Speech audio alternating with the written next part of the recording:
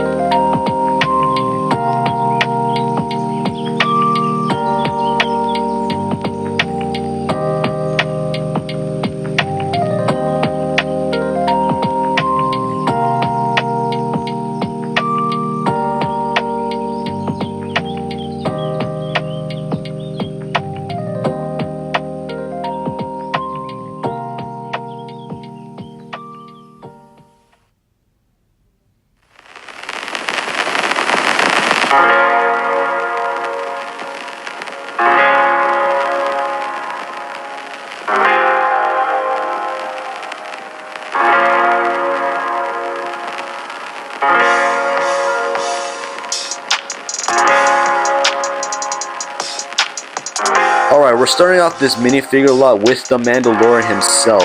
Now, if you couldn't already tell, this is the exact same Mandalorian that we get in the Razor Crest that I mentioned in my previous review. And just like the Mandalorian from the Razor Crest, I don't have any issues with this minifigure. But let's see what Bly has to say about this minifigure as a whole. So when I see this Mandalorian, the new things I see is only in the legs, but the printing on it is really good, and at least it's more different than your casual Mandalorian that you get before this new wave was released. So yeah, I think it was pretty good. Yeah, I definitely have to agree with Bly over here. There's really nothing wrong with this minifigure per se. So overall, we'll give this minifigure a 10 out of 10. Alrighty, the second minifigure, or should I say a microfigure in this set, is Grogu. And comparing him from the Grogu in the Razor Crest LEGO set, he does share the same mold from that Grogu, but the main difference between him and this version of Grogu is that he doesn't have the little piece of armor that he had in the Razor Crest set. This is basically Grogu from all 3 seasons of The Mandalorian and a little bit of the beginning of the Mandalorian and Grogu movie. So, really cute. And now we're comparing with the 2 Grogus. One of them has the best scar strap across his chest, which is pretty cute for Grogu. And for the other one, it's basically a copy-paste, but removed. But overall, this is a pretty cute minifigure and awesome. And this time, the rating for Grogu is a 9 out of 10.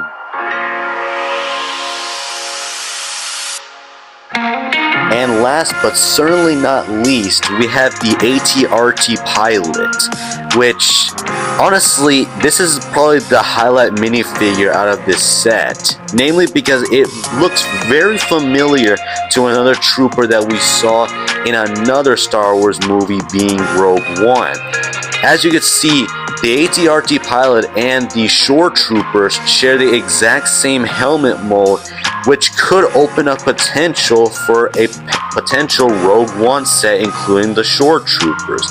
But enough about the Shore Troopers, let's focus on the AT-RT Pilot. He kind of looks like a snow trooper, just with a Shore Trooper helmet painted white slapped on. But honestly, he's a pretty cool minifigure in my opinion. Oh, I definitely agree.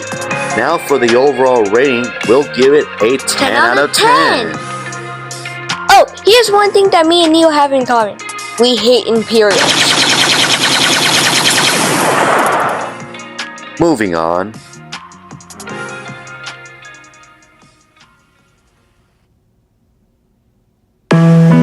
Now we're starting off with the turret build, and as you can see, it actually looks like a turret from Hoth from The Empire Strikes Back. And honestly, they just designed this pretty well, and they're the stickers that I griped about earlier, and I had to apply 4 of them throughout the entire build in order to give that extra detail that the in-universe turrets have.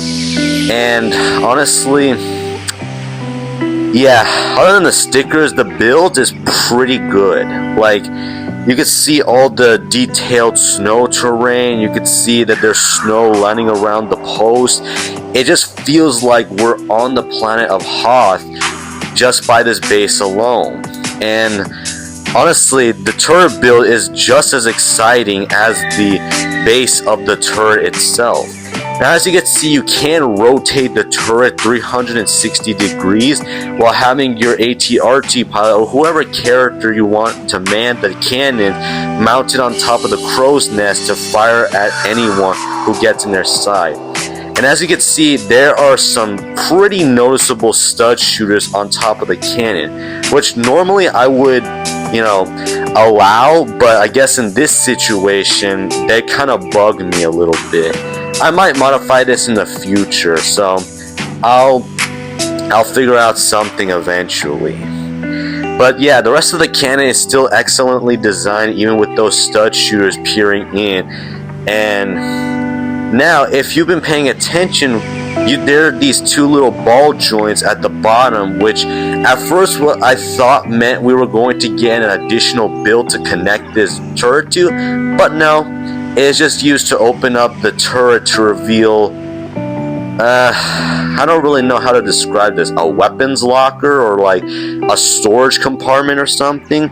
Now, as you can see, we have some clips to hold the minifigure's accessories and weapons to, and there's this little I like to call this a file cabinet. I do not know why, but in the file cabinet is actually a pretty smart move made by LEGO, in my opinion at least.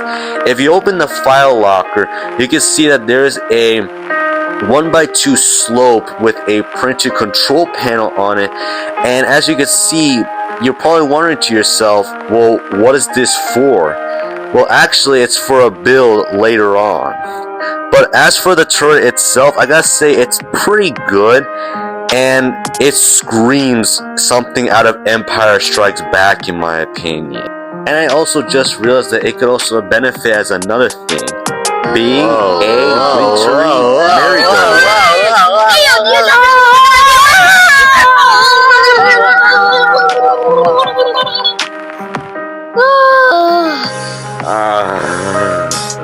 It's your fault.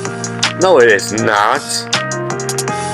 Now, Neo, since it was your fault for the merry-go-round, it's my turn to review this. Honestly, it looks pretty cool, pretty basic, but it kind of has the same model like the clone battle packs from the Fall First, and of course, My Legion. And I have kind of really nothing to say because it's just different by being a different color, and the stickers just being also different. And I can basically say that's pretty much about it about these differences of this. Okay, first off, Bly, it was not my fault for the merry-go-round. And secondly, you got one of the feet wrong while building it. Hey! But enough with that argument by now.